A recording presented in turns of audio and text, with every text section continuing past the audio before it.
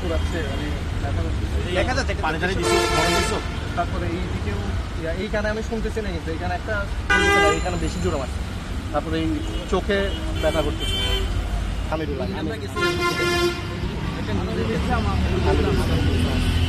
ভাই সে তো যেভাবে পারছে, মানে সাধারণত এমনি একটা হাতে সাপোর্ট দিল, সেটা গায়ে ওইরকম ভাবে লাগে না, এটা পুরো বেশি মারছে ভাই, আমাদের খুবই মারছে। আমরা যেখানে দাঁড়াচ্ছিলাম এখানে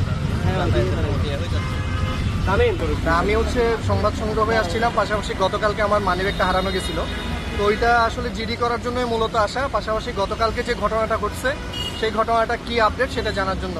তো এইটার পরে আমি এখানে যারা মানুষজন আছে আটক করছে তাদের পরিবারের সাথে কথা বলতেছি, সে আমার বলে তুই এখানে কি করস, আমি যে আমি কি কথা বলতে পারি না, বলে তুই অনুমতি নিছস, আমি যে আপনি এভাবে কেন ব্যবহার করতেছেন। এটা সরে যাইতেছে, ধাক্কা মেরে আমার মাটিতে ফ্লোরে ফেলে প্রচুর মারধর করছে, মানে 7-8টা লাথি মারছে পিঠে, আর এই পুনি দিয়ে মারছে পিঠের উপরে, ঘুষি মারছে, মেরে বলছে তুই ফ্যাসিস্ট, আমি তোরে মারি নাই, আমি শয়তানরে মারছি।